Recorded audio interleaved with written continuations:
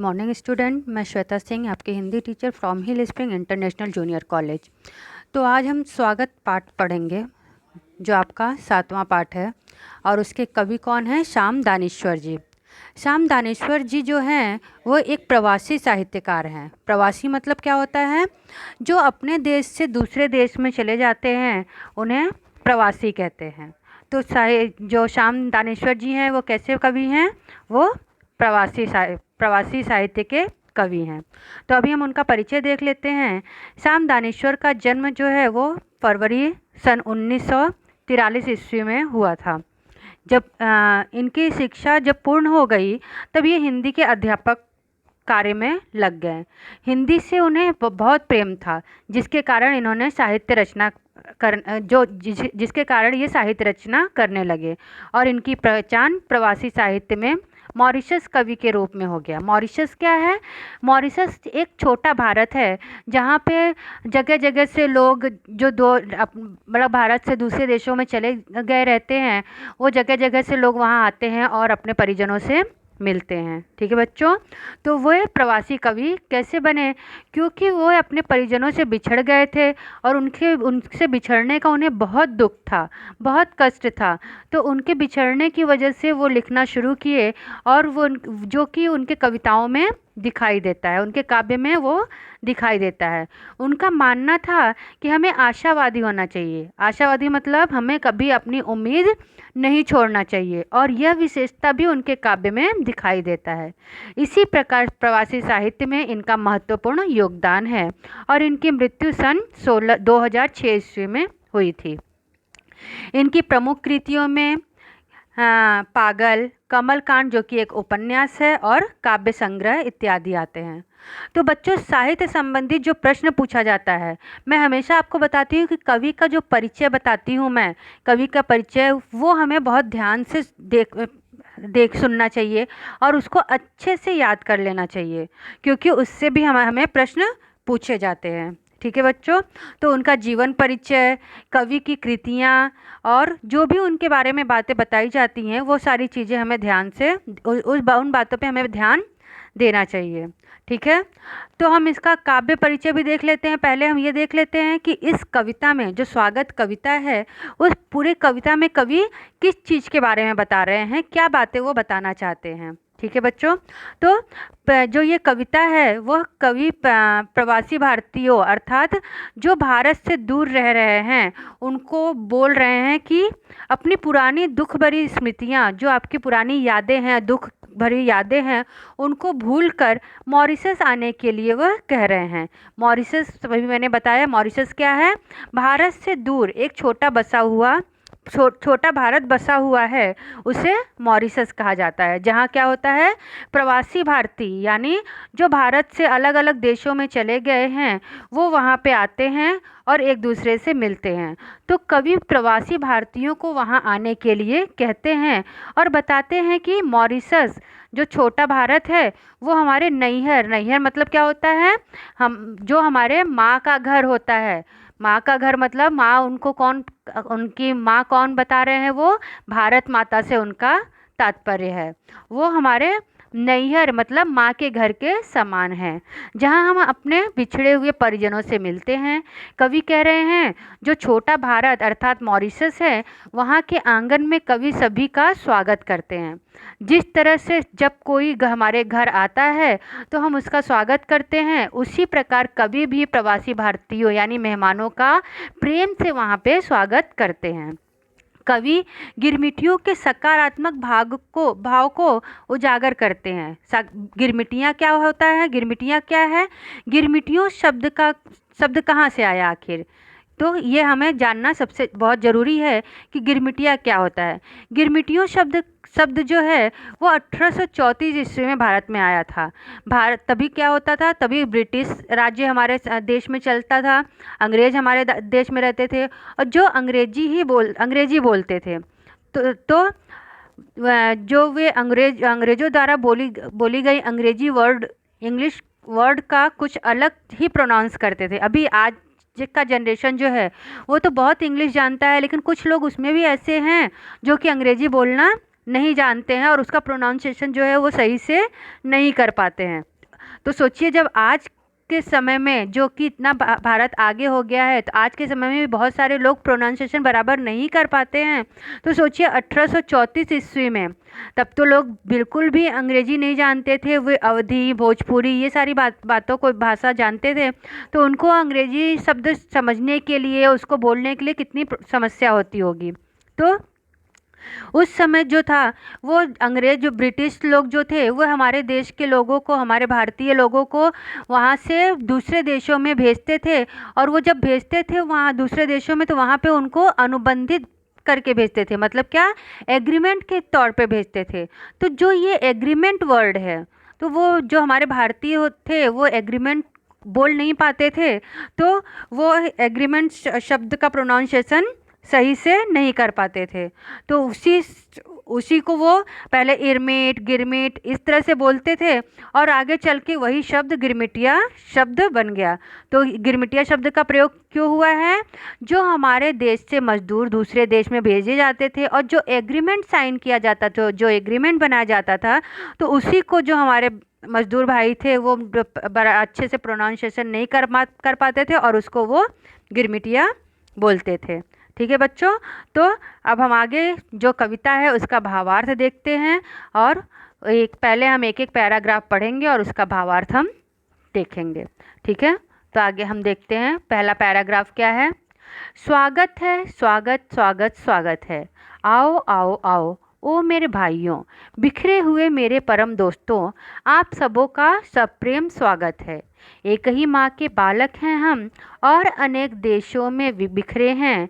आज मिलन हमारा हो रहा कई युगों के बाद, तुम सब मॉरिशस की भूमि पर पधार रहे हो आज, स्वागत है।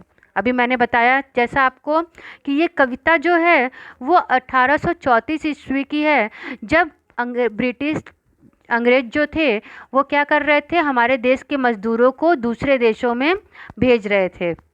तो कवि जो है क्या कह रहे हैं, कवि जो दूसरे देशों में गए हुए हमारे भाई हैं उनका स्वागत कर रहे हैं, और बोल रहे हैं कि स्वागत है, स्वागत स्वागत स्वागत है। उनको क्या बोल रहे हैं, जो मजदूर भाई हैं हमारे हैं, जो दूसरे देशों में गए हुए भाई हैं, उनको बोल रहे हैं कि आप सभी का हमारे मॉरिशस में, हमारे छोटे भारत में स्वागत है। आप सभी भाई मेरे यहाँ आओ। बिखरे हुए मेरे परम दोस्तों, मतलब क्या, जो अलग अलग देशों में बिखरे हुए हैं, जो अलग अलग देशों में गए हुए हमारे भाई हैं, वो दोस्तों को वो बोल रहे हैं आप सबों का सब प्रेम स्वागत है, कि आप सभी का हमारे यहाँ देश में प्रेम के साथ स्वागत है। एक ही माँ के बालक हैं हम, और अनेक देशों में बिखरे हैं। क्या बोल रहे हैं कि हम जो हैं वो एक ही माँ के बालक हैं। एक ही माँ से क्या मतलब है कि हम भारत माता के बालक हैं, भारत माता के बच्चे हैं, और हम अनेक देशों में बिखरे हुए हैं, अलग अलग देशों में चले गए हैं। आज मिलन हमारा हो रहा कई युगों के बाद, और क्या बोल रहे हैं कि आज हमारा बहुत सालों के बाद, बहुत युगों के बाद हम एक दूसरे से मिल रहे हैं। तुम सब मॉरिशस की भूमि पर पधार रहे हो, और आज, और क्या बोल रहे हैं कि आप सभी जो हमारे बिछड़े हुए भाई हैं, जो दूसरे देशों में भेजे गए हैं, वो सब आज मॉरिशस की भूमि पर, यानी छोटे भारत, जो छोटा भारत हमारा है, लघु भारत हमारा है, वहाँ पे आज सभी आ रहे हैं। स्वागत है, और आप सभी का स्वागत है। ठीक है बच्चों, तो हम दूसरा पैराग्राफ अब देखते हैं कि दूसरे पैराग्राफ में कवि क्या बोल रहे हैं। हम सब जहाजिया भाई ठहरे, कोई इस जहाज पर चढ़ा था तो कोई उस जहाज पर, और जब जहाज पानी में बहने लगे तो एक ही देश में नहीं पाए गए। लंगर पड़ा जब समुद्र तट पर, हक्का बक्का ताकने लगे, अरे कहाँ आ गए हम इतनी दूर, अरे मेरे भाई भतीजे कहाँ हैं। इस जहाज में जगह नहीं थी, फिर उस जहाज पर तो चढ़े थे, स्वागत है। क्या बता रहे हैं कवि बता रहे हैं कि जब ब्रिटिश शासन में हम सभी को जहाज से अलग अलग देशों में भेजा गया, जब हमको भगाया जा रहा था, जहाज़ पे बैठने के लिए मारा जा रहा था, भगाया जा रहा था, तो सब भाग भाग के कोई एक जहाज़ पे, कोई दूसरे जहाज़ पे इस तरह से चढ़ता गया। और जब जहाज़ भर गई तो जो बचे हुए लोग थे, जो बचे हुए मज़दूर थे, वो दूसरे दूसरे जहाज़ों पर चढ़ने लगे। और जब पानी में जहाज़ बहने लगा तो उनको ये नहीं पता था कि सब एक ही जगह पे नहीं जा कर के अलग अलग जगह पे जा रहे हैं। तो उनको पता था कि सब सब जा रहे हैं तो एक ही जगह पे उतरेंगे, लेकिन जब जहाज़ रुकती है और लोग उतरते हैं तो उनको पता चलता है कि अरे हम तो अलग अलग जगह पे आ गए, हमारे भाई, हमारे भतीजे, हमारे परिजन कहाँ हैं। तो उसके बारे में यहाँ पे बता रहे हैं, हम सब जहाजिया भाई ठहरे, कोई इस जहाज़ पर चढ़ा था। क्या बता रहे हैं कि हम सब जो हैं, हम सब मज़दूर जो हैं वो जहाज़ पे चढ़े, और कोई किसी जहाज़ पे चढ़ा, कोई किसी जहाज़ पे, तो कोई उस जहाज़ पर, मतलब सभी एक जहाज़ पे न चढ़ करके जैसा जैसा जिसको जिसको जो जहाज़ मिली उस पे वो चढ़े। और जब जहाज़ फुल हो गई, पूरी भर गई, तो दूसरे जहाज़ पे भी लोग चढ़ने लगे। और जब जहाज़ पानी में बहने लगे तो एक ही देश में नहीं पाए गए। और क्या हुआ कि जब जहाज़ बह रही थी तब उनको ऐसा लग रहा था कि हम सब तो एक ही जगह जा रहे हैं, लेकिन क्या हुआ, तो एक ही देश में नहीं पाए गए। लंगर पड़ा जब समुद्र तट पर। लंगर मतलब क्या, जब जहाज़ बहती है उसको रोकने के लिए रस्सी से एक लोहे का कील रहता है, वो बांधा रहता है, और उसको फंसाने के मतलब कि मिट्टी पे धंसा करके और हम अपने नाव को रोकते हैं, जहाज़ को रोकते हैं, उसे लंगर कहते हैं। तो क्या बता रहे हैं कि जब जहाज़ रुकी उनकी, तब उनको पता चला कि हम सभी एक जगह नहीं हैं, कोई एक देश में गया तो कोई दूसरे देश में गया। हक्का बक्का ताकने लगे। क्या हो गया, वो एक दूसरे को ढूंढने के लिए इधर उधर देख रहे थे। अरे कहाँ आ गए हैं हम इतनी दूर। उनको क्या वो बोल रहे हैं कि अरे हम तो बहुत दूर आ गए हैं, अरे मेरे भाई भतीजे कहाँ हैं। और क्या बोल रहे हैं कि मेरे परिजन, मेरे भाई, मेरे भतीजे, वो सब भी कहाँ हैं, उनका भी कुछ पता नहीं है। इस जहाज़ में जगह नहीं थी, फिर उस जहाज़ पर चढ़े तो थे। उनका वो क्या कह रहे हैं कि अरे इस जहाज़ में जगह नहीं थी, तब तो वो दूसरे जहाज़ में चढ़े थे, लेकिन वो अभी यहाँ पे दिखाई नहीं दे रहे हैं। स्वागत है। और क्या बोल रहे हैं कि वो सब भाइयों का, जो जहाजिया भाई हैं, जो इधर से उधर दूसरे देशों में चले गए हैं, उन सब जहाजिया भाइयों का मॉरिशस की भूमि पर स्वागत है। ठीक है, नेक्स्ट देखते हैं। भूल जाओ वह पुरानी कथा मेरे हृदय के टुकड़ों, भूल जाओ वह जहाजी कारनामे, जो होना था प्रारब्ध में वही तो हुआ हम सबके साथ। अब रोने से क्या होगा, जहाजी प्रणयन को सोचना क्या, आज तो हम मिल ही रहे हैं युग युगांतरों बाद। देखो हम सब कैसे साथ हैं आज, लघु भारत के प्रांगण में स्वागत है। अभी यहाँ पे थोड़ा सा हमारा जो कठिन शब्द है वो देख लेते हैं। प्रारब्ध मतलब भाग्य, प्राणयन मतलब ले जाना, और प्रांगण मतलब आंगन। ठीक है, तो क्या बता रहे हैं कि कवि कह रहे हैं कि भूल जाओ वो पुरानी कथा मेरे हृदय के टुकड़ों। क्या बोल रहे हैं कवि कह रहे हैं कि मेरे प्रिय मेरे हृदय के टुकड़ों, वो सब पुरानी बातें जो हैं, पुरानी कथा जो है, वो सब भूल जाओ वो जहाजी कारनामे, जो होना था प्रारब्ध में। क्या बोल रहे हैं, भूल जाओ वो पुरानी वह जहाजी कारनामे। क्या बोल रहे हैं कि भूल जाओ कि किस प्रकार से हमको एक जहाज़ पे दूसरे जहाज़ पे भरा गया था, मार मार करके भरा गया था, और हम अपने परिजनों से बिछड़ गए थे। जो होना था प्रारब्ध में मतलब क्या, जो हमारे भाग्य में लिखा था, अर्थात परिजनों से बिछड़ना। जो हमारे भाग्य में लिखा था, हमारे परिवारजनों से बिछड़ना, हमें अपनी मातृभूमि से अलग होना, वह हमारे किस्मत में था, वह हो गया है। वही तो हुआ हम सबके साथ। अब रोना, क्या बोल रहे हैं कि हम अब उस पर रोने से कोई फ़ायदा नहीं है, जो हमारे भाग्य में था वह तो हो चुका।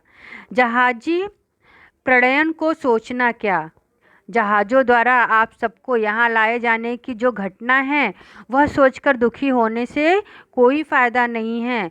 उसे हम अनदेखा तो नहीं कर सकते हैं, लेकिन उसको सोच करके दुखी होने से भी कोई फ़ायदा नहीं है। आज तो हम मिल ही रहे हैं युग युगांतरों के बाद। और क्या बोल रहे हैं, आज बहुत सालों के बाद, युगों के बाद हम सब एक दूसरे से मिल रहे हैं।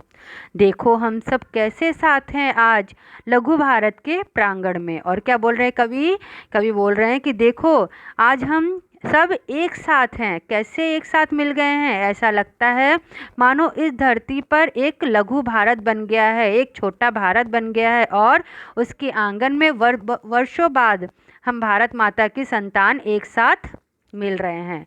स्वागत है आप सभी का इस छोटे भारत में, इस मॉरिशस में स्वागत है।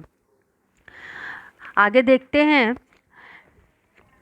पनिया जहाज पर कौन चढ़ेगा अब भैया, बड़ा डर लग रहा है उससे तो, कहीं पुनः दोहरा न दे इतिहास हमारा, उस धरती पर बिखर न जाए खोजते हुए निज बंधुओं को। आसमान की राह पकड़ आगे चल, मॉरिशस की भूमि पर उतरेंगे सब, नैहर हो जैसे वही हमारा, बाबुल के लोग वहीं मिलेंगे, देश परदेश के नाम मिटेंगे, आंसू थामे वहीं मिलेंगे, स्वागत है। और कवि क्या बोल रहे हैं, पनिया जहाज पर कौन चढ़ेगा भैया, बड़ा डर लग रहा है उससे तो। क्या बोल रहे हैं कवि, कवि कहते हैं पानी का जो जहाज है उस पे अब कोई देशवासी नहीं चढ़ना चाहेगा, उस पे दोबारा नहीं चढ़ना चाहेगा और उससे अब उन्हें बहुत डर लग रहा है। कहीं पुनः दोहरा ना दे इतिहास हमारा, इस उस धरती पर बिखर न जाए खोजते हुए निज बंधुओं को। कवि क्या बता रहे हैं यहाँ पे कि जब उनको मॉरिशस की भूमि पर कवि बुलाने का स्वागत कर रहे हैं, वहाँ पे आने के लिए बोल रहे हैं, तो जो वहाँ के मजदूर हैं, जो वहाँ के लोग हैं, उनको अभी वापस लघु भारत में मॉरिशस में भी आने से डर लग रहा है। और उनको लग रहा है, क्या बोल रहे हैं वो, कि पनिया जहाज पर कौन चढ़ेगा। उनको क्या लग रहा है कि जैसे जब ब्रिटिश ने हमें भगाया था, जब हमें मार रहे थे, भेज रहे थे, तब तो हम इस तरह से अलग अलग देशों में आ गए हैं, तो कहीं ऐसा फिर ना हो जाए, इसलिए उन्हें उस जहाज पे चढ़ने से डर लग रहा है। और बोल रहे हैं कि कहीं पुनः दोहरा न दे इतिहास हमारा, उस धरती पर बिखर न जाए खोजते हुए निज बंधुओं को। कवि कह रहे हैं ऐसा ना हो कि किस्मत फिर से वही इतिहास दोहरा दे, फिर से वही चीज़ होने लगे और फिर क्या हो, फिर हम अपने भाइयों परिजनों को ढूंढते हुए अलग अलग देशों में न पहुंच जाएं। इसलिए अब हम जल मार्ग से नहीं आएंगे, आसमान की राह पकड़ आगे चले और हम क्या करेंगे, आसमान से अर्थात वायु मार्ग से आगे बढ़ेंगे और मॉरिशस की भूमि पर उतरेंगे सब, और हम मॉरिशस की भूमि पर यानी छोटे भारत में आएंगे। नैहर हो जैसे वही हमारा, मैंने बताया था ना नैहर का मतलब क्या, मॉरिशस जो है, जो हमारा छोटा भारत है, वो उनको कैसा लग रहा है, नैहर के समान, मतलब अपने माँ के घर के समान लग रहा है। बाबुल के लोग वहीं मिलेंगे। और क्या बोल रहे हैं कि जो हमारे माँ के घर के लोग हैं, जो हमारे बाबुल के मतलब हमारे परिवार के लोग हैं, वो वहीं मिलेंगे। कहाँ पे, मॉरिशस की भूमि पर। देश परदेश के नाम मिटेंगे, आंसू थमे वहीं मिलेंगे। और क्या बोल रहे हैं, जो देश विदेश का भेद है वो समाप्त करके आंसुओं को रोक कर हम सभी परिवार वाले वहीं मॉरिशस की भूमि पर मिलेंगे, स्वागत है। और सभी जो प्रवासी भारतवासी हैं, जो देशवासी हैं, उनका इस मॉरिशस की भूमि पर स्वागत है। ठीक है बच्चों, आगे देखते हैं।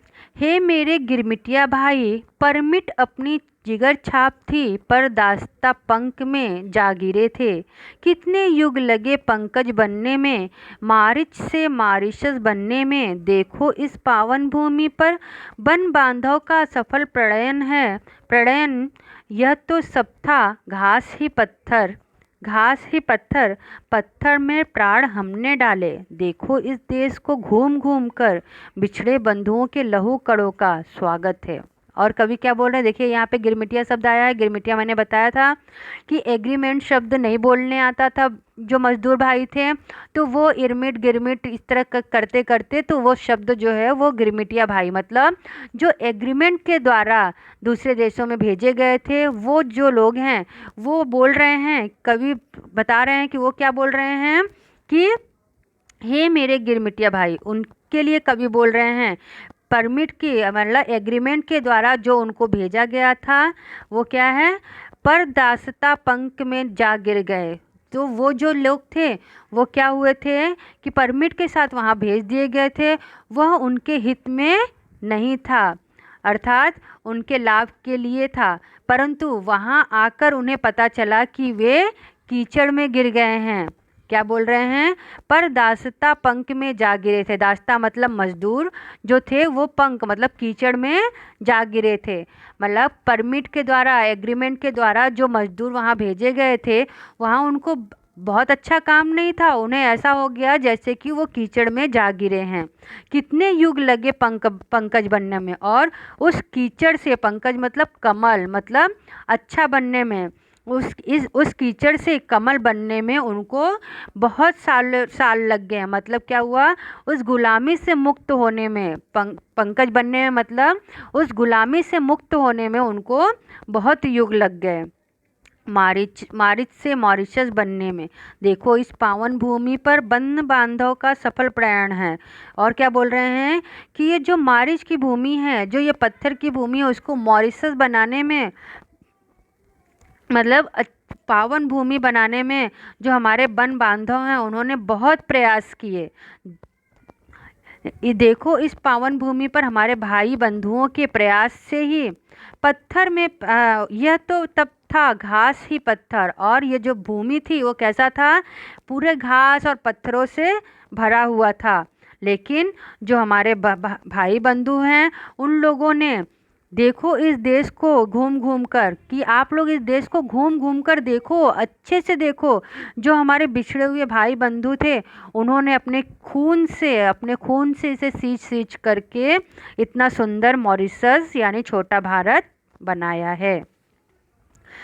आगे अगला लास्ट पैराग्राफ देखते हैं। अगला पैराग्राफ, हे मेरे भारत, नेपाल, श्रीलंका, फिजी, सूरीनाम, पाक, Guyana, south Africa, UK, USA, Canada, France, Réunion आदि के सहोदर बंधुओं, इस भूमि में तुम सभी की स्मृति अंकित है। स्मृति अंकित है तल तक। कहते हैं स्वर्ग इसे हिंद महासागर का, कल्पना है या सत्य है। प्रिय भाइयों, कल्पना भी हो तो स्वर्ग इसे तुम बना जाओ। स्वागत है, स्वागत है, स्वागत है। ये देखो देखिए आप लोग, जो स्टार्टिंग में दिया है, जो शुरुआत में दिया है, भारत, नेपाल, श्रीलंका, फिजी, सूरीनाम, पाक, Guyana, south Africa, UK, USA, Canada, France, Réunion, ये सारे जो नाम दिए हुए हैं वो किसके दिए हुए हैं, देशों के नाम दिए हैं जहाँ पे जो हमारे मजदूर भाई थे, जो हमारे देश के लोग थे, उनको उस देशों में भेजा गया था। उसके बारे में बताया गया है कि इस भूमि में तुम सभी की स्मृतियाँ, मतलब इस जगह पे तुम सभी की यादें जो हैं वो अंकित हैं, गहराई तक भरे हुए हैं। कहते हैं स्वर्ग इसे हिंद महासागर का, और इससे ही स्वर्ग कहते हैं। अभी वो स्वर्ग है या सिर्फ वो कल्पना की गई है, लेकिन आप सभी जो भाई हैं, जो मजदूर भाई हैं, वो सभी मिलकर ही इस मॉरिशस की भूमि को, इस जगह को स्वर्ग बनाए हो। और आपका इस धरती पे स्वागत है, स्वागत है, स्वागत है।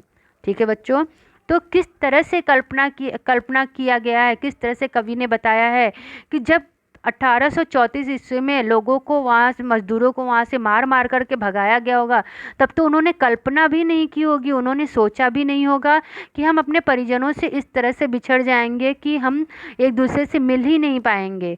लेकिन जो ये मॉरिशस की भूमि पे कवि जो है लोगों का स्वागत कर रहे हैं, आज उन्हें ये सोच करके कितना हर्षोल्लास होगा, कितने खुश हो रहे होंगे कि आज हम उस जगह पे अपने परिवार वालों से मिलेंगे। ठीक है बच्चों, मुझे आशा है कि आपको ये कविता जो है अच्छे से समझ में आई होगी। लेकिन अगर आपको कुछ भी डिफ़िकल्टी हो, कुछ भी समस्या हो, तो मुझसे आप पूछ सकते हैं। धन्यवाद।